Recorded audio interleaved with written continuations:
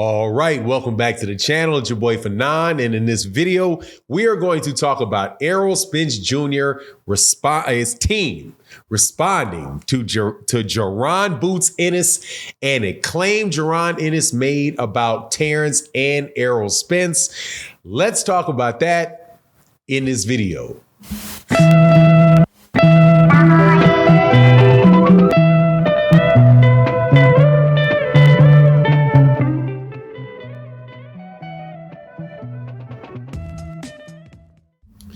All right, welcome back to the channel. It's your boy Fanon, and in this video, we're going to be in 140 at the 147-pound division, where Jaron Ennis has said something to Showtime Sports that was pretty inciting, and says something that Errol Spence Jr. camps responds to about a fight between Jaron Ennis, Errol Spence, and Terence Crawford. But before I get to that, let me welcome you back to the channel. If you are new to the channel, please accept my invitation to hit that subscribe button, hit that bell icon so you can be notified of when we release more videos. And special thanks to everybody that has been subscribed to the channel for a while. New subscribers alike. We really had a lot of growth over the last year or so, like year and a half. So thank you guys for really allowing the channel to grow and prosper. And special thank you to everybody that, supports in the super thanks in videos like this with the dollar and the heart sign, because that is one of the main reasons that the channel is able to go and continue, is people to support the channel in that capacity and other YouTubes. But if you can't understand it, how it is, money is money, and it ain't easy on nobody. So if you really want to support it another way, make sure you hit that like button, make sure you hit that subscribe button. It would be, or share the video, would be greatly appreciated. So let's get into this.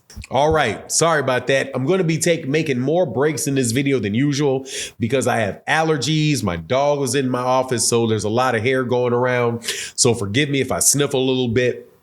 But Jaron Boots Ennis said that I could take on the subject of facing Spence and Crawford. He says, I could take them both in one night so I could be undisputed. That's the goal. I want to be a legend. If I have to do it in one night and fight both of them, I would do it. Now, obviously, that is a little bit extra, but my guy, man, that's my guy too. I ain't gonna lie, man. Really, really good people out of Errol Spence Jr.'s camp responded.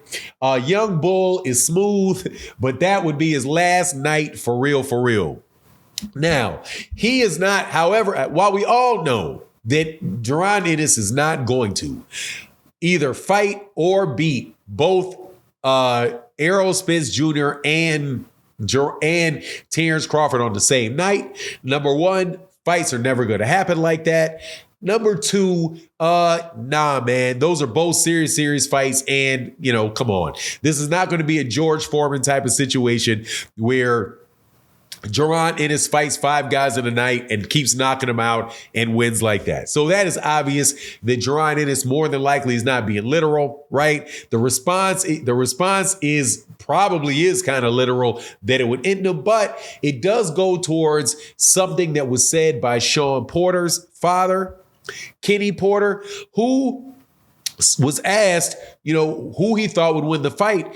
And he said, look, man, I have Jaron Ennis beating Terence Crawford and having a harder time against Errol Spence. You also had Karen, guy, whatever his name is, Kareem, the guy that went the distance against Jaron Ennis.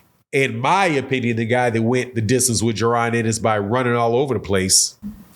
The guy that ran around the ring, in my opinion. Now, some people say Kareem did not run around the ring.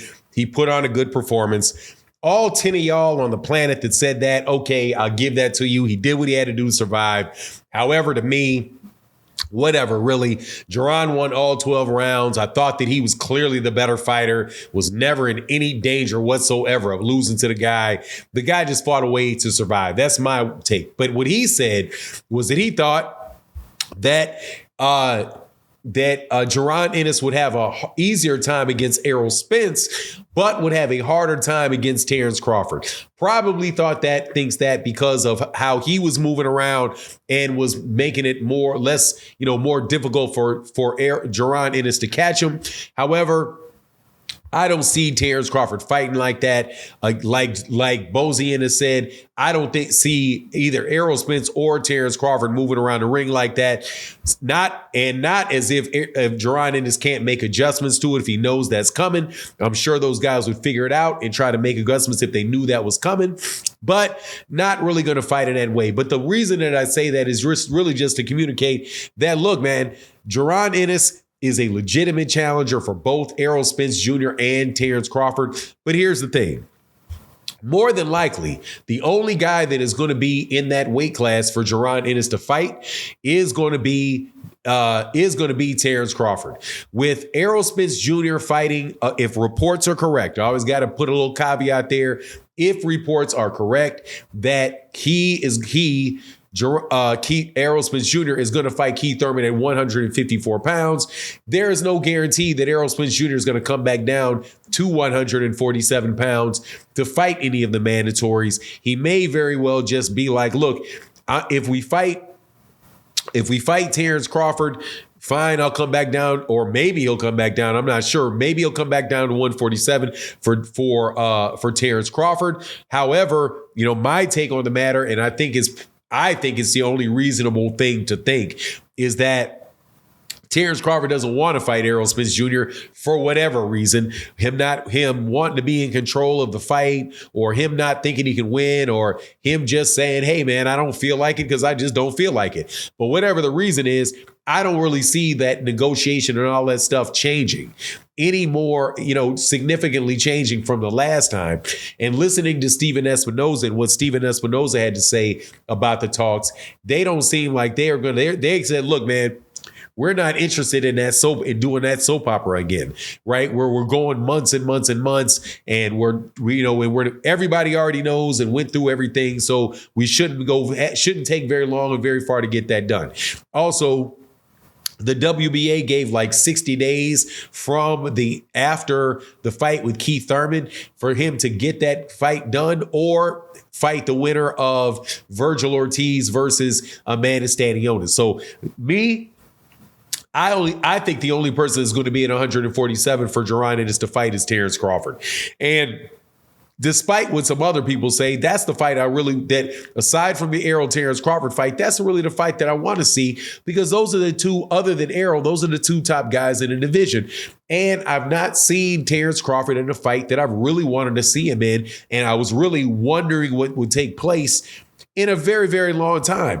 Jaron Ennis, no matter what you say about the fight that took place on his last fight on the undercard of Gervonta Davis and Hector Garcia, is still the best competition Terence Crawford would have walked in the ring with in his career. Despite that, because the most I could say about that last fight with Jaron is, he may have showed a little bit of inexperience and not knowing how to, when a guy moves around like that, if his goal is to catch him and knock him out, how not to go to the body, slow the guy down, take the air out of his tires. And then when his air's out of his tires, the ring gets easier to cut off. And then you just wear on him and get him out. That's a matter of experience. But guess what? He just had the experience, so he's going to take that and move on and do the next thing, But anyway, man, it's just going to be interesting to see how things played out. I thought that was like an interesting jab from Errol Spence Jr.'s camp at Jaron Ennis. And plus, anytime I got a chance to talk about Errol Spence, Jaron Ennis, and Terence Crawford, honestly, man, I'm going to take it, because it is a lot. Those are very, very exciting and excellent fighters in the sport. Also, obviously looking forward to some other really good fights that have been named, like Monster Inoue, is in talks to fight Stevie Fulton Jr. That's another really good fight. You also now know that you're going to get, the date has been set for Caleb Plant and David Benavidez. So you got that coming up. 2023 is looking pretty good, man. But it's not looking any better as far as it relates to that marquee welterweight fight. So I'm like, let's get one that is Let's get the fights that may not be as good, but are high and excellent fights, like the Errol Spence Keith Thurman fight, which will be at a 154, and the Terrence Crawford versus Jaron Ennis fight. To me, it just makes sense. But that's my take on the matter. You let me know what you think in the comment section. And with that, I'm out. Peace.